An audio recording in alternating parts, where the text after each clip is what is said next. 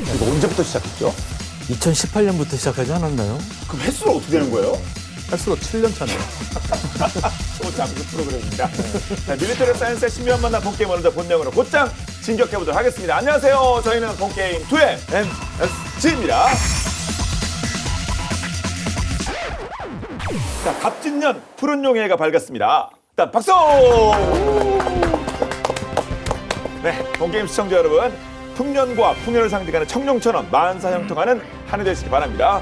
자, 두 분도 이제 새해 2024년 맞는 각오 한 말씀씩 부탁드리겠습니다. 네. 올해가 청룡의 해라면서요. 청룡의 해, 그쵸? 제가 용띠 아닙니까? 아, 예, 청룡은 아니지만 그래도 희망을 갖고요. 한 면에서는 좀 부담스러운 게 드디어 제가 이제 6학년이 됐습니다. 축하드립니다. 야, 옛날 같으면 환갑잔치 한다고 그러는데 이제 사회 보러 갈까요? 뭐 외형은 어떨지 모르겠으나 마음은 정말 청춘이걸랑요. 마음은 40대예요. 네. 그래서 하여튼 우리 본게임 애청자분들의 사랑을 받아서 하여튼 더욱 젊게 살도록 노력하겠습니다. 알겠습니다. 네. 일단 저는 뭐 개인적인 것보다는 우리나라 무기 좀 많이 팔자 더. 뭐 그 정도 선에서 네. 좋은 소식 많이 들었으면 좋겠습니다. 네. 저는 이제 국군 장병 여러분 또 뭐 방산기업 뭐 각 연구소 등등 대한민국 그 방위를 책임지는 모든 분들이 자부심과 긍지를 올해 내내 이렇게 가지실 수 있도록 본게임2 노력하도록 하겠습니다. 자, 2024년 청룡의 해 대망의 첫 주제 무엇일지 영상을 통해서 먼저 확인하시죠. 네, 친숙한 수리원이네요. 예. 바로 주제 공개. 사실 수리원이 할 얘기 많죠? 네, 화력시범 재병업동 훈련 예. 뭐 이런 데 등장했던 모습들을 영상들이 좀 나오는 것 같습니다. 이 정도면 네, 의무승액이요. 그렇죠.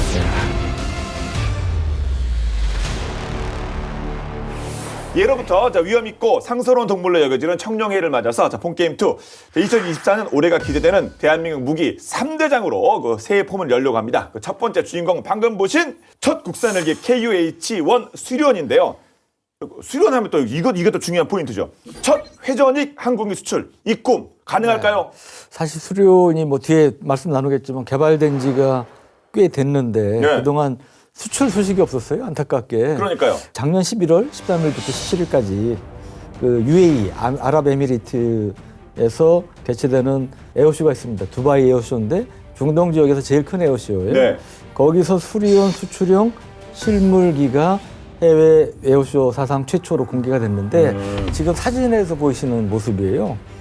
근데 우리가 지금까지 본 아까 영상에서 보신 수리원하고 좀 많이 달라 보이지 않습니까? 예. 앞부분에도 보시면 앞부분도, 예. 레드홈이 있고요. 밑에 보면 튀어나온 거 있죠. 귀관포가 있어요. 예. 그러니까 이게 수리온이 원래 수송 기동 헬기인데 옆에는 뭐가 있습니까? 미사일, 로켓 뭐 이런 것들이 지금 발사관들이 쭉 이렇게 장착이 돼 있습니다. 그래서 거의 뭐 공격 헬기에 준하는 그러니까 수리온 무장형 형태로 이렇게 모습이 보이는데 수리온은 이제 KUH라고 그러는데 예. 2001이라는 게 붙었어요. 이거 실제로 그 예, 꼬리 예. 부분에 그렇게 달려 있네요. 붙어 있죠. 여기 딱 있습니다. 이는 이제 엑스포트 수출형 이라는 의미인데 그러면 전시만 됐느냐? 그게 아니고 실제로 이 수리온하고 그다음에 LAH 우리 전에 했던 소형 무장 헬기가 실제로 해외 에어쇼 사상 처음으로 실제 실물이 가서 고기동 기동 시범까지 이제 보였다고 합니다. 근데 저도 영상 봤는데 이거 예. 장난 아니죠. 이제 보시면 알죠. 고꾸라지고 있어요, 이거.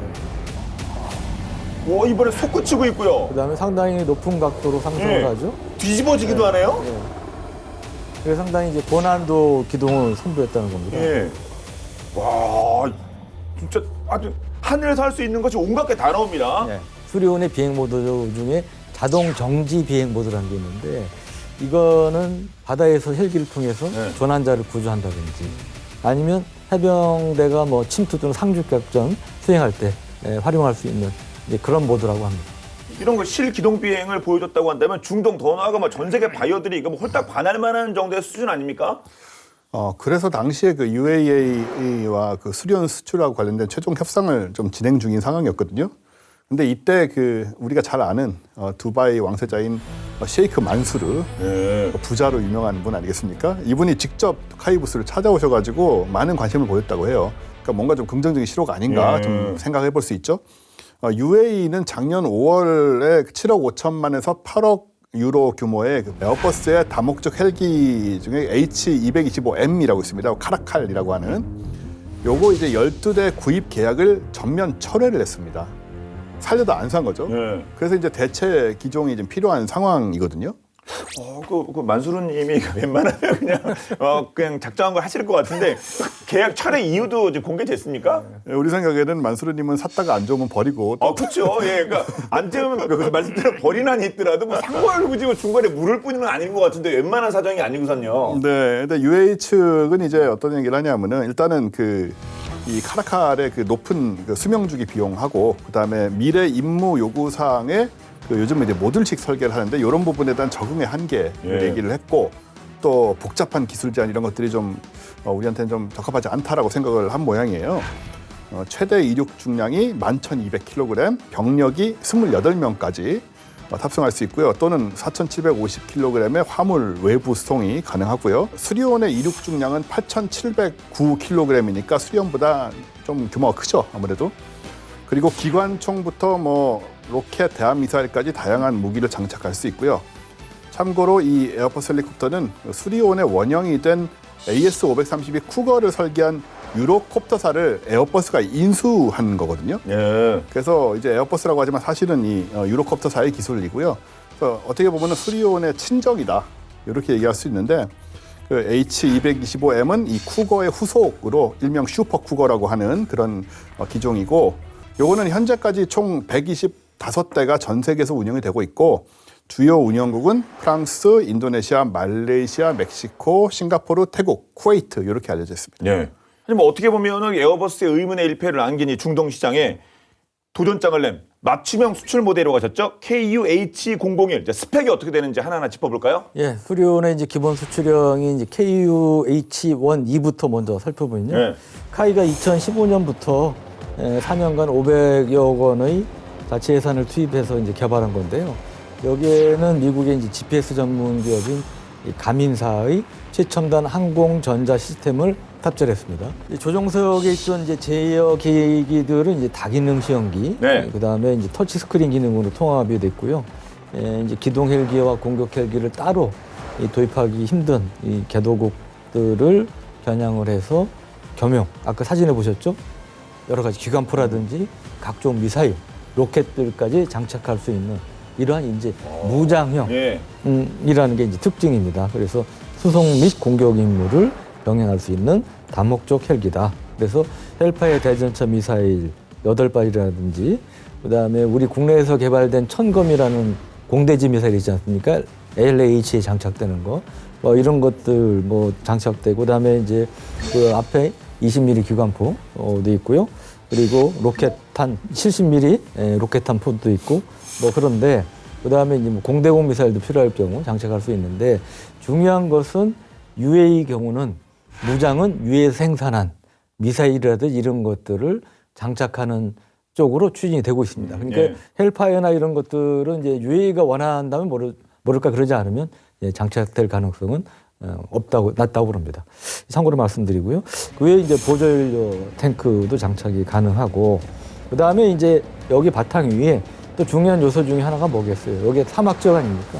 사막에 이제 모래바람이라든지 이런 것들을 이제 견딜 수 있는 신형 에어 필터도 이제 장착을 한 게 차이점입니다. 이거는 이제 모래라든지 먼지 유입을 이제 방지하는 그래서 원활한 기동을 할 수 있는 그런 것들이 있고 또 이제 UAE가 이제 해상 작전 요구가 많대요. 그래서 바다에서 작전할 수 있는 그런 헬기를 원한다. 그런 측면에서 만약에 UAE가 수출 확정이 되면 레이더 시스템의 경우는 해상에서의 감시 정찰에 적합한 그런 레이더로 이제 개조될 것으로 이렇게 알려지고 있습니다. 그리고 이제 해상 작전하는 게 중요한 게 바다에는 아시다시피 염분이 많잖아요. 네. 이 염분이 우리가 상상하는 것 이상으로 이 장비 손상을 많이 시킨답니다.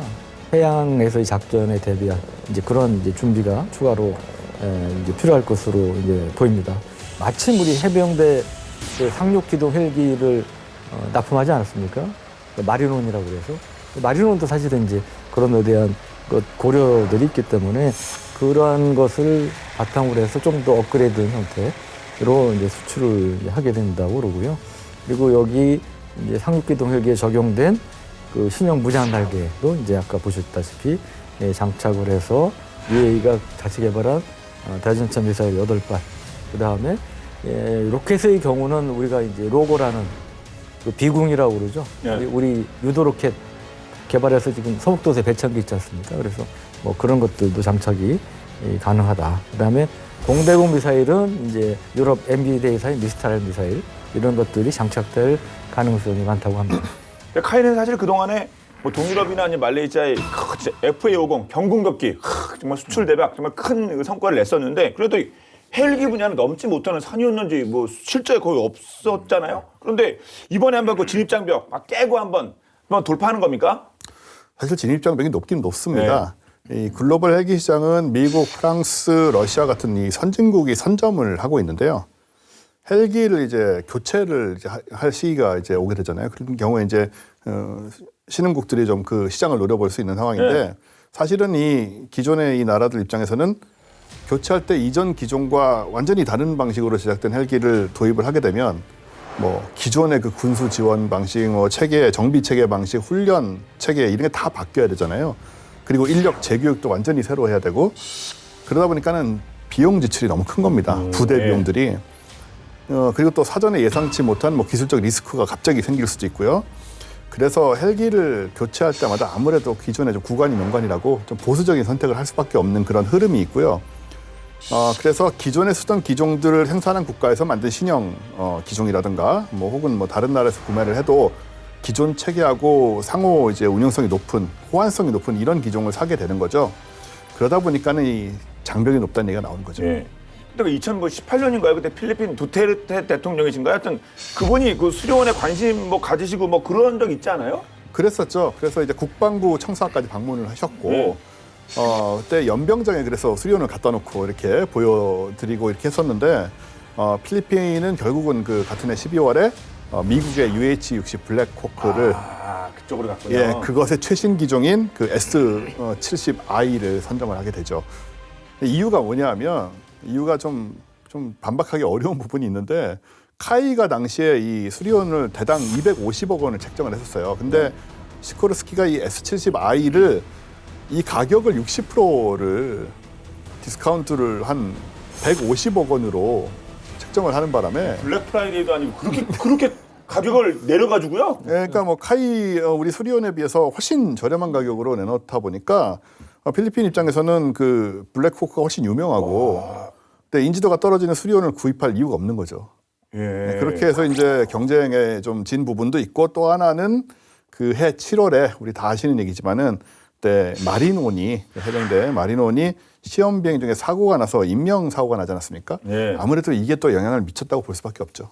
그렇군요. 이 수리온의 전력화 완료 과정이 정말 순탄치 않았잖아요.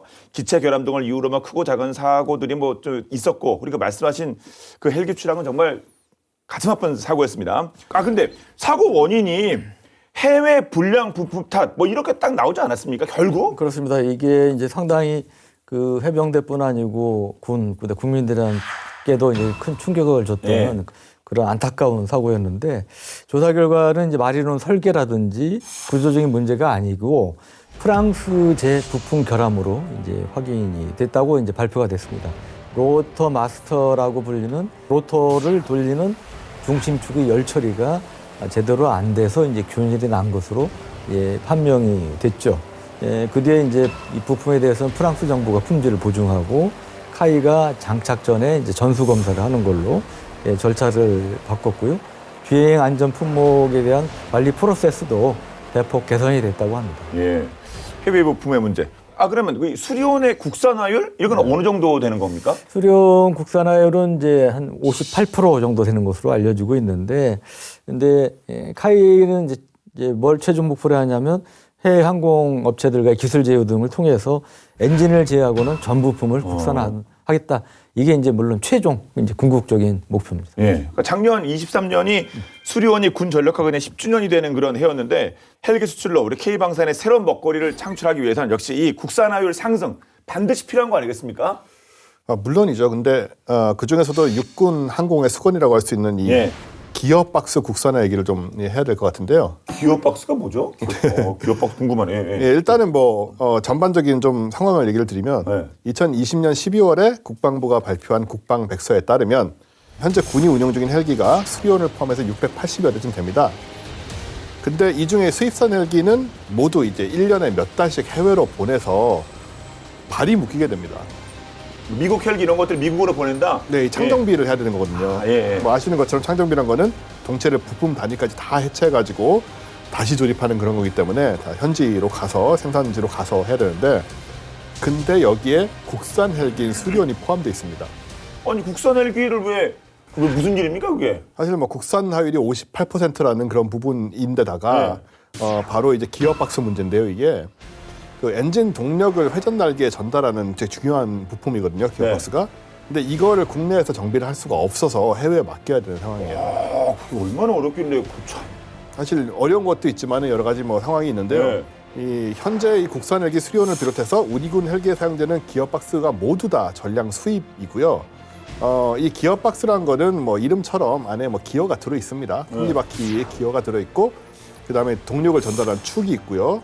그 기어와 축을 연결하는 뭐 베어링이니 뭐 마찰 줄이는 윤활 장치 그리고 기계 장비에 필수적인 여러 가지 부품들이 촘촘히 들어 있는데 이게 문제는 가벼워야 되는 데다가 또 이제 2만 RPM씩 나오기 때문에 이거를 다 이제 이 출력을 다 받아줘야 되잖아요.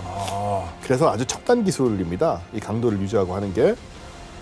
그래서 미국과 독일, 프랑스가 이 기술을 완전 독점을 하고 있고요. 소재까지 다 독점을 하고 있고 설계도 전혀 공개를 하지 않고 있어서 이건 우리가 할 수 있는 영역이 아직 아닌 거죠. 그렇군요. 그리고 이제 기어박스는 수리온의 어떻게 보면 이제 아픈 손가락 같은 이제 존재인데 아시다시피 이 수리온이 유럽컵터의 쿠거 헬기를 원형으로 이제 했기 때문에 기어박스는 이제 쿠거에서 쓰는 거하고 같지 않겠습니까? 그런데 엔진은 미국 제너럴 일렉트릭사의 T700 엔진 2기를 장착을 했어요. 근데 이 T700 엔진은 어디에 쓰이는 거냐? 수리온보다 좀 힘이 센 우리 군에서도 도입해 쓰고 있는 UH-60 블랙호크에 쓰고 있는 엔진입니다. 어떻게 되세요? 부조하죠? 그렇죠. 베스트 퍼포먼스를 내기는 어렵겠네요. 안 되는 거죠. 그러니까 트랜스미션이 엔진의 동력을 풀로 내기에는 역부족인 거죠. 그래서 이제 수리온의 사실 개발 초기에 아주 고질적인 그 문제라고 그럴까? 그게로 이제 제기됐던 게 진동 문제예요. 흔들리는 거. 이제 그 원인도 사실은 여기서 이제 기인됐다는 얘기도 나오는데 수리온 엔진 최대 출력을 해서 제한하고 있다. 이런 얘기가 나오는 거고요. 원래 22,000파운드인데 19,200파운드로 줄여서 좀 쓰고 있는 그런 상황이죠. 말씀 들어보니까 이 기어박스의 국산화가 정말 필요할 것 같은데 뭐 어느 정도 진행된 내용들이 좀 있습니까? 지금 이제 KUH-1 수리온 성능 개량 사업이 이제 같이 KUH-2라고 그러는데 그 작년 5월 카이가 주최한 세미나에서 좀 공개가 됐어요. 카이가 항공우주 전문가 포럼에서 이제 업그레이드 계획을 이제 공개를 했는데 KUH-2는 1, 2단계, 2단계로 나눠 진행이 된다고 그때 이제 발표가 됐습니다. 1단계는 뭐냐? 현재 개발 중인 기어박스 중심의 동력 전달 계통 국산화가 이제 핵심이고요. 이 밖에 진동, 능동지화 장치, 그다음에 항공 전자 장비 교체, 내부 연료 탱크 등을 추가로 이제 개발하는 걸로 돼 있고요. 근데 이 기어박스 국산화에 성공하면 엔진에 낼 수 있는 추력이 22,000파운드로 하지 않았습니까? 그러니까 2200에서 22,000파운드의 최대 이륙 중량을 얻을 수 있어서 일반 헬기들이 이제 보통 최대 한 시속 250km 정도 내는데요. 근데 개량이 되면 최대 시속 400km까지 확 빨라지네요. 가능하다. 그래서 이제 군에서 사실 이제 향후 수리온 이후에는 고기동 헬기를 도입할 계획인데 이것도 개발이 가능해질 것으로 그렇게 보고 있다는 거고요. 그리고 이제 업그레이드 2단계는 뭐냐면 로터 블레이드하고 엔진 성능을 개량을 하고 기체 구조 보강을 통해서 이거를 1차화하는 걸로 이제 2단계 성능 개량을 마무리한다는 게 이제 카이 계획입니다. 말 그대로 진짜 계획이니까 그냥 계획인 겁니까? 아니면 뭐 확보된 원천 기술이 좀 있습니까? 뭐 있다고 봐야 되는 게요. 한국기계연구원이 한국형 중고도 무인 정찰기 이 그 기어박스 개발 경험이 있습니다. 기계원의 설명에 따르면 우리나라는 설계와 해석 분야는 이미 선진국의 95% 수준이라고 하고요. 네. 그래서 앞으로 차분히 요소 기술을 개발을 하면 충분히 국산화가 가능하다고 합니다. 네.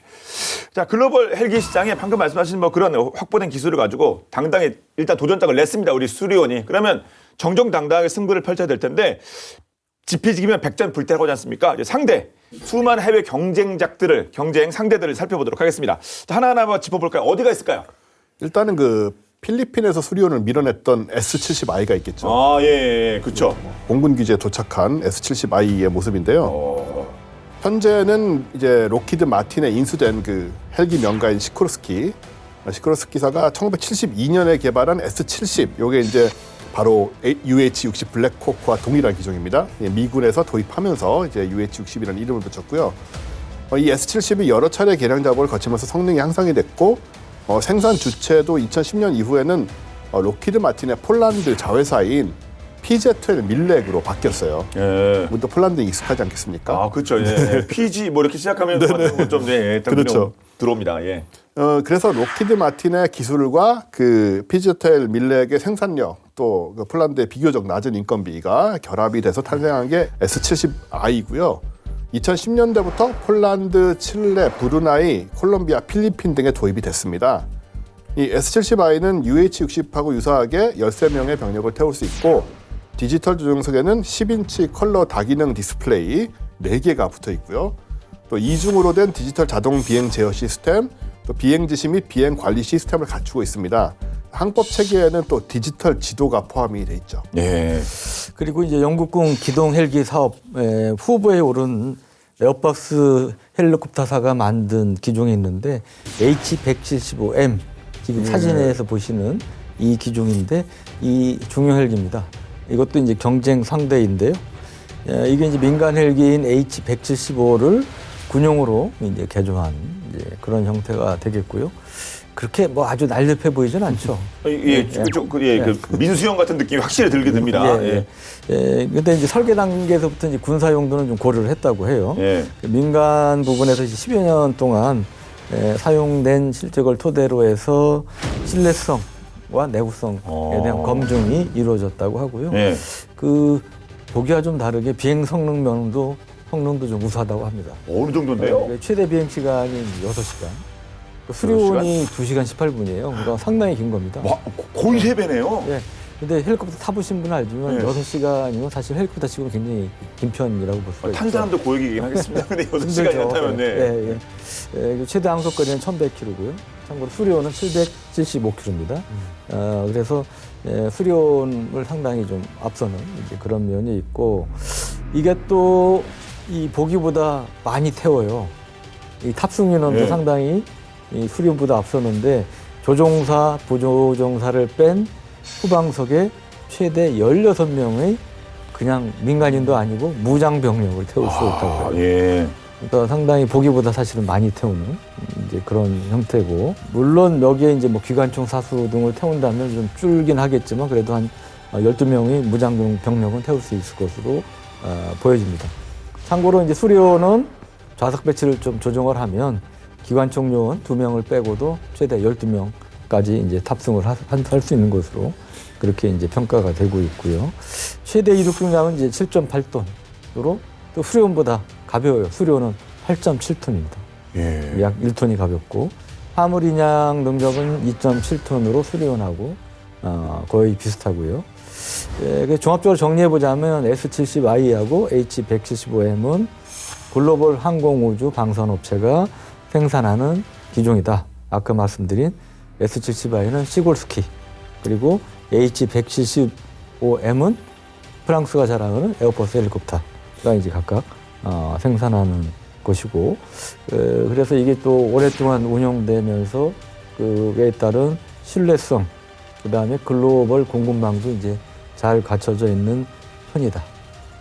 반면에 이제 우리 수리온은 후발주자 아닙니까? 예. 그러니까 아무래도 좀 불리하죠. 이런 면에서 이제 10여 년 개발된 10여 년 지나면서 국내에서만 이제 한 250여 대가 생산이 됐고 아직까지 녹화 시점 기준으로 수출 실적은 없고요. 확정된 건.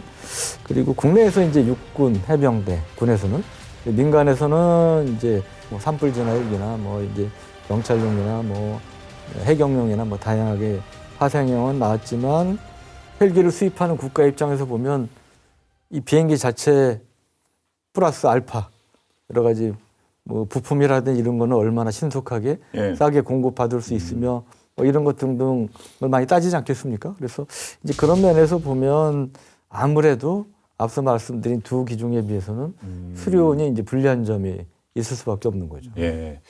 또 우리가 후발주자로 시작했다가 또 청출로 남은 케이스도 많기 때문에 이번 수리온도 우리 헬기 부문에도 그런 성과도 나왔으면 좋겠습니다. 그럼 아무튼 그렇게 되기 위해서는 수출 경쟁력을 끌어올릴 만한 킬러 콘텐츠가 있어야 되지 않겠습니까? 뭐가 있을까요? 그렇죠. 그래서 카이와 정부가 이런 좀 후발주자로서의 한계나 문제점을 인식을 하고 있고 예. 그래서 좀 다양한 옵션을 좀 확보하는 작업을 진행하고 있는데 그 중에 하나가 뭐냐면은 아까 이제 우리 군이 그 창정비를 위해서 수입산 헬기를 뭐 몇 달씩 해외에 보낸다는 말씀드렸잖아요. 심지어 수리온도 보낸다고 하셨잖아요. 심지어 수련도 보내야 되는데 그러니까 이런 식의 이제 창정비 부분 관련된 문제들을 이제 좀 접근을 했어요. 그래서 카이가 그 일종의 그 DIY 프로그램을 만들었는데 예. 이거는 이제 기술 교본만 보면 누구나 창정비를 할 수 있도록 그렇게 일종의 매뉴얼을 딱 정리를 한 건데 그 내용은 수리온 헬기의 구성품을 탈거하는 공정 순서에서부터 탈거된 구성품 보관법 그리고 창정비 후 재조립 순서, 재조립 후 작동 점검 및 장비 시험 비행 순서 같은 그런 것들 다 정리한 이 기술 교범인데 세밀하기가 어느 정도냐면은 1만 페이지가 넘는다고 해요. 와. 뭐 책으로 만들면 이렇게 될 것 같은데 그래서 이게 무슨 의미가 있냐면 일단은 해외 잠재 고객들한테 수리온을 이제 이 정도로 우리가 잘 창정비 매뉴얼을 만들어놨다는 그런 부분들을 통해서 수십 년 동안 안정적으로 사용할 수 있다는 걸 또 과시할 수 있는 부분이 있고 또 하나는 이거를 굳이 우리나라에 안 보내도 나중에 네. 뭐 현지 군대나 업체에서 창정비를 할 수 있게끔 그렇게 준비를 시킬 수가 있는 거죠. 예. 그런 부분들에서 굉장히 효과가 있다고 볼 수 있습니다. 그렇습니다. 앞서고 그 외국 업체는 뭐 이렇게 기어벅슨 간에 공개도 안 한다면서요. 하지만 우리는 다 이렇게 공개하고 모든 걸 오픈한다. 뭐 이런 의미도 있지 않을까 생각이 듭니다. 특히 한국이랑 거리가 멀리 떨어져 있는 나라에서 수입했을 경우에는 그 진짜가 필요하겠네요. 사실 뭐 중동이나 아프리카 같은 데서 수입을 했다가 네. 1년에 몇 달씩 이거를 다 수송을 해가지고 한국에 왔다 갔다 하는 데만 하더라도 그게 얼마나 시간이 많이 가겠습니까? 사실 비용도 그렇고. 몇 달이라는 게 벌써 왔다 갔다 하는 기간만 해도 엄청날 것 같은데요. 네.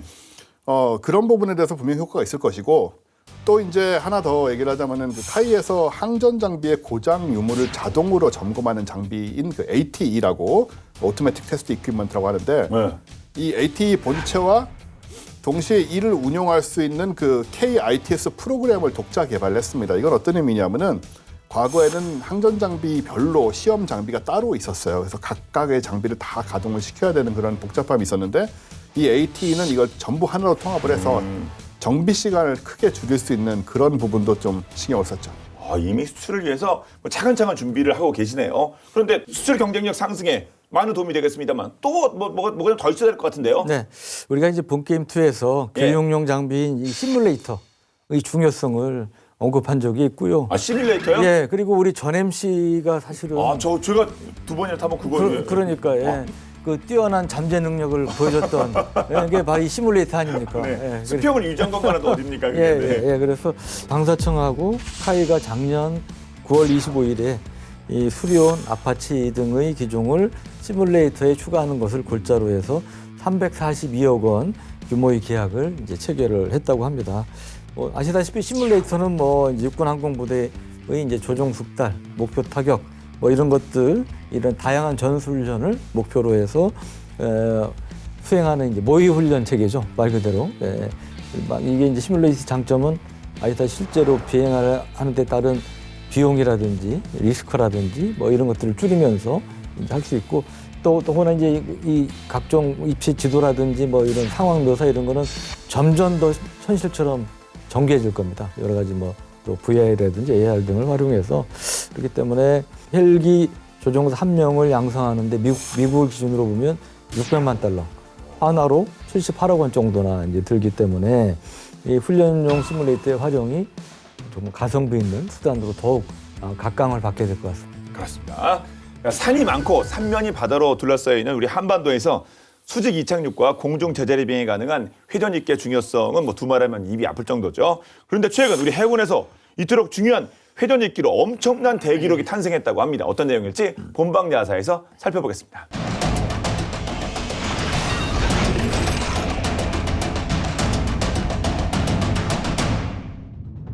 한 시대를 풍미했던 화려하고 강력한 군사 장비들은 이후 더 뛰어난 최신 군사 장비가 등장하면 금세 잊혀지기 마련이죠. 하지만 예나 지금이나 영원히 남겨지는 것이 있습니다. 바로 최초의 기록인데요. 오늘은 우리 대한민국 해군 역사에 최초로 세워진 기록이자 또 현재도 갱신 중인 기록에 대해 알아볼까 합니다.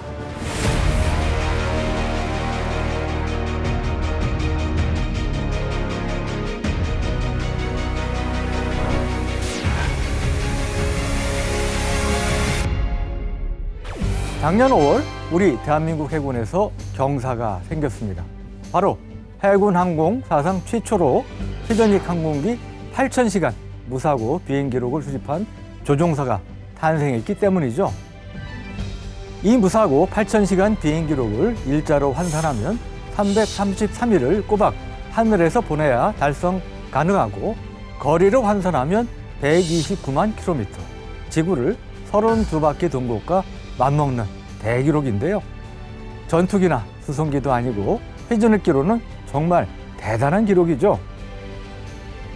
이 어마어마한 기록을 세운 주인공은 바로 해군 항공사령부 609 교육훈련전대에서 근무 중인 박기현 비행교관입니다. 박기현 비행교관은 1991년 6월 해군 사관 후보생 84기로 인관해 회전익 비행교육 과정을 수료한 후 처음 조종관을 잡았는데요. 이때 박기현 비행교관의 대기록 첫 단추가 되어준 헬기는 바로 알루에-3입니다. 알루에-3는 1977년부터 도입된 대잠수함 작전 능력을 보유한 해군의 첫 번째 함정 탑재 헬기인데요. 1983년 동해로 침투한 북한의 간첩선을 격침하는 전과를 올려 대한민국 군에서 운영하는 모든 항공기 중 유일하게 킬마크를 얻은 항공기이기도 하죠. 알루에-3와 함께 대한민국 바다를 하늘에서 지키며 청춘을 보낸 박기현 비행교관은 임관 19년 만인 2010년 해군 소령으로 예편하게 되면서 그의 비행과 기록도 이제 멈추나 싶었는데요. 당시 해군 항공사 609 교육훈련전대는 미래의 대한민국의 바다를 하늘에서 지킬 인재들을 양성할 만한 교관을 물색하고 있었습니다. 교관은 인재를 양성하는 만큼 누구보다 많은 비행 경험과 비행 관련 지식, 그리고 비상 상황에 대비할 수 있는 뛰어난 조종 실력이 필요했는데 이 조건에 딱 부합하는 사람이 박기영 비행교관이었습니다. 그렇게 박기영 비행교관은 예편한 지 불과 1년 만인 2011년 실무 대신 후직 양성에 힘쓰는 비행교관으로 제2의 비행을 시작하게 됩니다. 교육에 필요한 각종 자격증을 취득하고 교육 내용을 수시로 점검해 교육생들이 양질의 교육과 훈련을 받을 수 있도록 무엇 하나 대충 넘기지 않고 최선을 다했죠. 609 교육훈련 전대에서는 조종사 양성을 위한 훈련기로 알루에-3와 UH-1H 1호코이를 사용하고 있는데요. 하지만 알루에-3는 1977년, UH-1H 1호코이는 1968년 도입된 노후 기종입니다. 헬기의 적정 교체 주기가 20에서 25년인 만큼 언제 비상 상황이 발생해도 이상하지 않을 만큼 노화된 상태였죠. 박기현 비행교관은 해군의 미래인 교육생들의 안전을 위해 불볕더위나 추위 속에서도 조작사, 정비사 등과 함께 성심성의껏 훈련기의 상태를 확인했습니다. 그 결과 교관 임용 후로 10여 년간 매년 330여 시간을 비행하며 320명의 해군 회전익 조종사를 양성함과 동시에 8,000시간의 무사고 대기록을 달성하게 됩니다. 우리 항공전력에 관심 있으신 분들은 8,000시간이면 그리 많지 않다고 느끼실 수도 있겠는데요. 그도 그럴 것이 조종사 개인 기록은 아니지만 공군 제3훈련비행단은 2022년 2월 9일 36만 시간 무사고 비행 기록을 수립했고 우리 국산 경공격기 FA-50은 10만 시간 무사고 비행 기록을 달성했기 때문이죠. 하지만 해군 회전익 항공기 임무 특성을 고려했을 때 8,000시간 무사고 비행 기록은 그 의미가 매우 크다고 하겠습니다. 해군 항공은 대잠, 초계작전 등 적어도 저속, 장시간 채공해야 하는 임무 특성상 한순간도 긴장의 끈을 놓을 수가 없고 해상은 임무 환경이 시시각각 급변하기 때문에 조종사의 냉철한 판단도 필요하기 때문입니다. 이렇게 알고 보니까 박기영 비행교관의 대기록 정말 대단하지 않습니까? 그야말로 해군 항공의 살아있는 전설, 리빙 레전드라고도 볼 수 있겠는데요. 박기현 비행교관님, 이제는 8,000시간 무사고 기록을 뛰어넘어 은퇴하실 때까지 안전비행을 기원하겠습니다.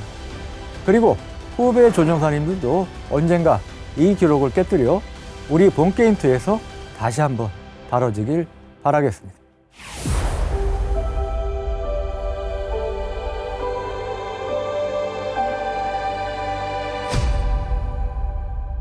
사실 뭐 FA-50에 뭐 10만 시간 무사고 비행 기록도 있다 보니까 회전익 항공기 8,000시간 무사고 솔직히 좀 잘 오진 않는데 아무튼 엄청나게 뭐 그 힘든 기록이라는 거죠. 그렇죠.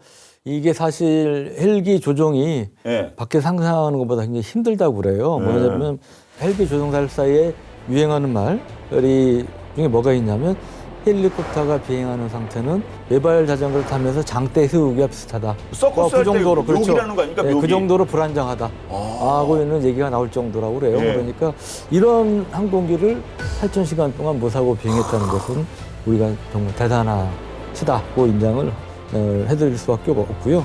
항상 긴장해야 되고 또 피로도도 높죠. 그렇겠죠. 이게 또 이 진동이 크지 않습니까? 네. 그러니까 거기에 따른 이제 피로도 높은 그런 어려움이 있습니다. 네. 일단 헬기는 용도상 그 위급 상황에 구조나 탐색을 위해서 많이 예. 쓰잖아요. 그러니까 이제 기상이 악화된 경우에 많이 뜨게 되고 또 이런 임무가 있다 보니까는 뭐 이렇게 높이 막 일반 고정익기처럼 뭐 성층권까지 올라가서 이렇게 뭐 10km 이상 이렇게 나는 경우는 거의 없고 다 이제 밑에서 돌풍이나 난류가 부는 그 대륙권 안에서 움직이게 되고요. 예.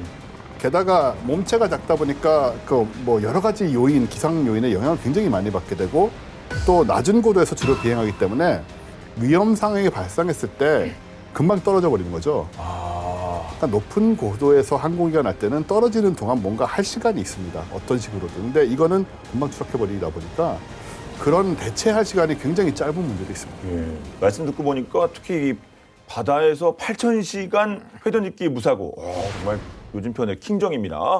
자, 6회공 네, 모든 조종사분들 항상 안전운전하시기를 기원하고요. 다시 본론으로 돌아가서 그러면 수리원이 노리고 있는 주요 수출 대상국 어디가 될까요?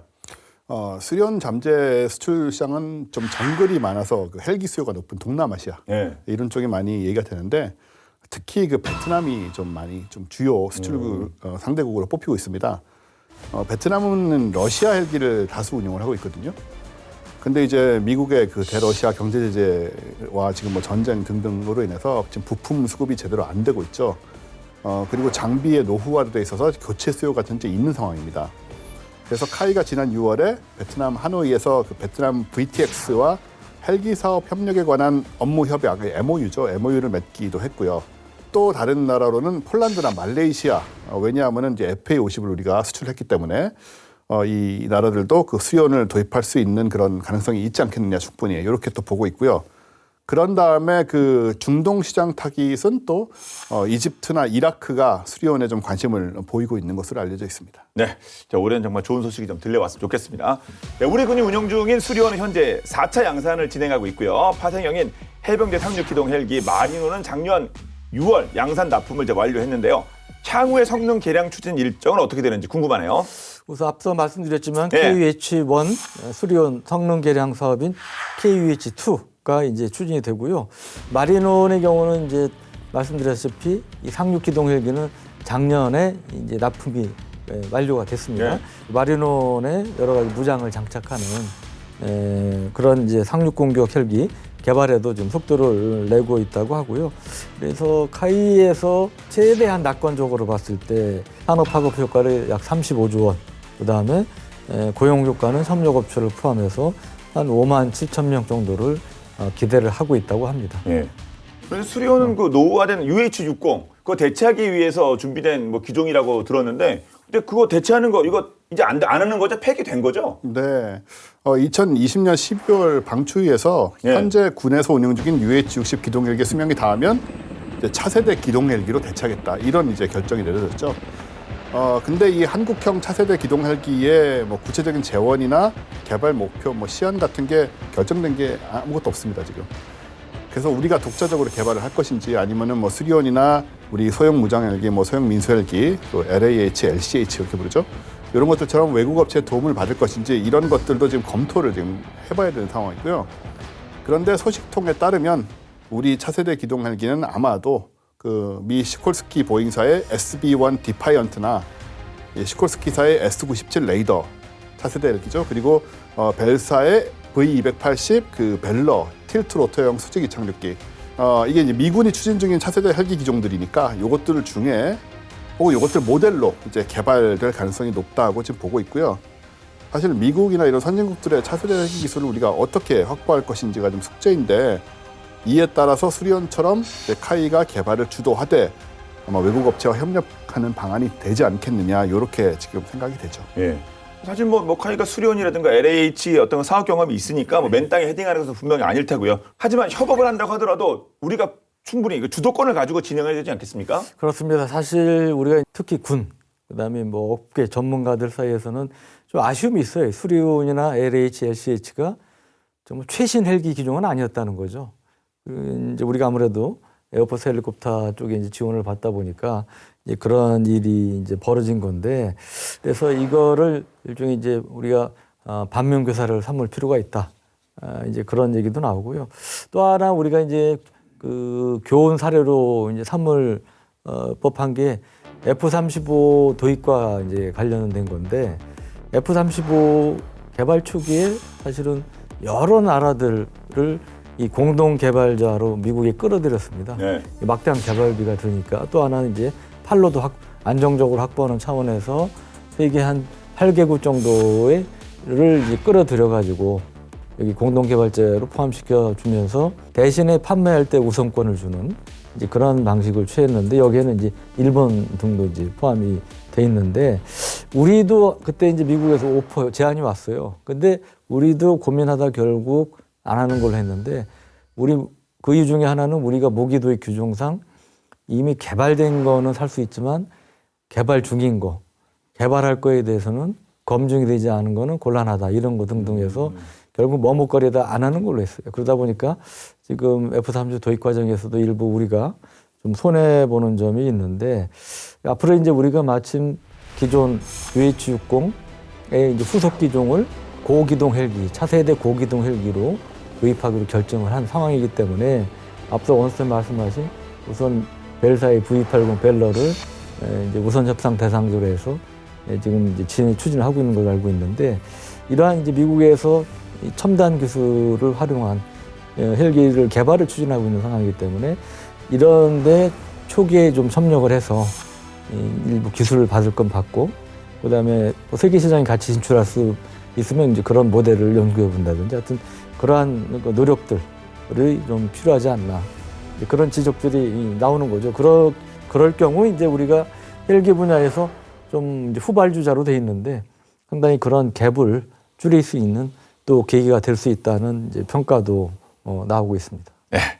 2024년을 빛낼 대한민국 무기 3대장, 그 첫 번째 시간은 국산 헬기 수리온을 주제로 얘기를 나눠봤는데요.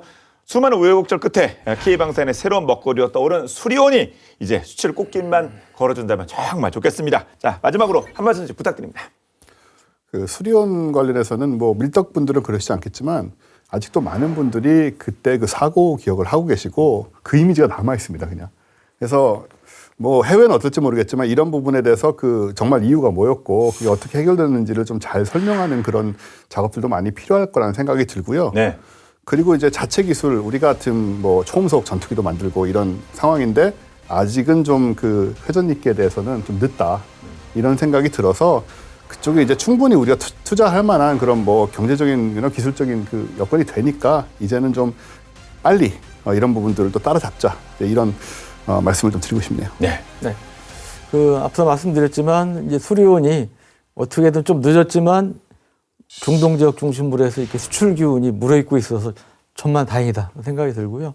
근데 여기에 만족해서는 안 되고 우리가 이제 차세대 고기동 헬기를 도입할 계획을 추진하고 있는데 이거는 앞서 말씀드린 미국 케이스든 유럽이든 하여튼 선진국의 기술을 적극적으로 도입을 할 수 있는 뭐 공동개발 프로젝트라든지 여러 형태로 해서 이러한 그 노력을 통해서 우리 헬기 기술 좀 상대적으로 뒤처졌던 이것을 좀 일거에 만회하고 또 수출에도 수출 시장에도 적극 진출할 수 있는 이런 기회로 활용할 수 있기를 기원합니다. 네. 오늘 본게임은 여기까지입니다. 본게임은 OTT 웨이브와 국방TV 유튜브를 통해서 언제든지 시청할 수 있으니까요. 많은 활용 부탁드리겠습니다. 다음 수업 더 화끈한 내용으로 돌아오도록 하겠습니다. 지금까지 저희는 본게임 2의 MSG였습니다. 고맙습니다. 네. 그럼 이게 헬기 수출 달성 뭐 성공 이러면 이거 진짜 국가적으로 한번 축제를 한번 펼쳐야 될 만한 그런 내용이네요. 그동안 사실은 너무 이제 안 되니까 네. 거의 이제 포기하다시피 했던 상황인데 그래서 이게 기대했던 대로 중동 지역에서 네. 좀 터져주면 그러면 상당히 또